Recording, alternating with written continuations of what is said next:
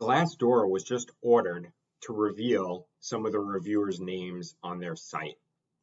If you're a website owner, a blogger, a reviewer, this is an important case to know about because this might change how things are moving forward since they carved out an exception.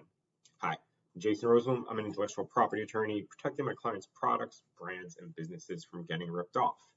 And this case, Glassdoor, is being sued. It's Zuru Inc. versus Glassdoor. Zuru is a New Zealand company, and some of their employees wrote some pretty bad reviews. As you can see here, toxic culture, that they were incompetent management. So they sued to find out who these employees are. And Glassdoor, their business revolves around providing, research. I guess now that you can also get jobs through them, but comparing salaries, researching companies, finding out, is this a good company to work for? How do they treat their employees? It's kind of a free space for employees to tell you what the experience is like, good, bad. And generally, their whole play was that it was private. Under Section 230, there's no liability.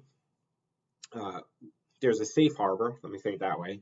Under Section 230, there's a safe harbor that allows you to have a website, a blog where others post, and you're not considered the speaker of that. I mean, you can't be sued for defamation. And generally in the US, you have a First Amendment right to free speech, and Glassdoor has fought off these subpoenas before. But this is the first time, and here's Section 230, a little bit about it and how it protects you.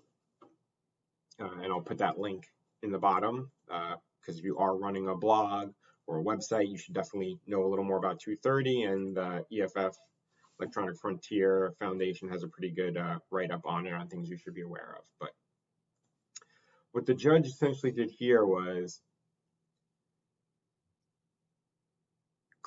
the reviews in this video, the reviews in this case, are from New Zealand employees. And essentially, Glassdoor is not going to be sued in New Zealand.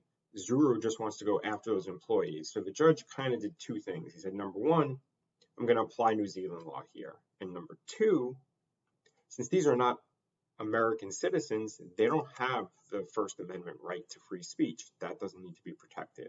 So he actually ordered that they provide the reviewer's name.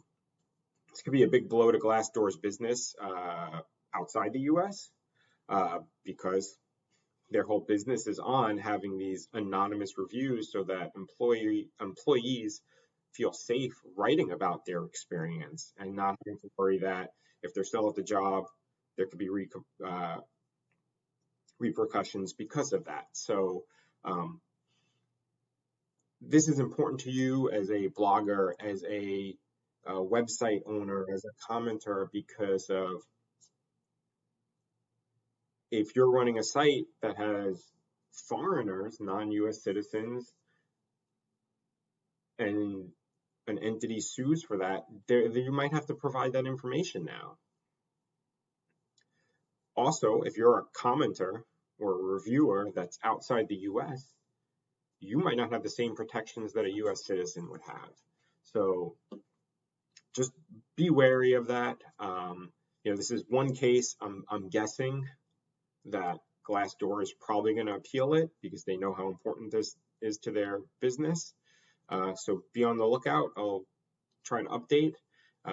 Jason Rosenblum here, intellectual property attorney. If you have any questions, feel free to reach out. And if you like this, please subscribe below. Thanks.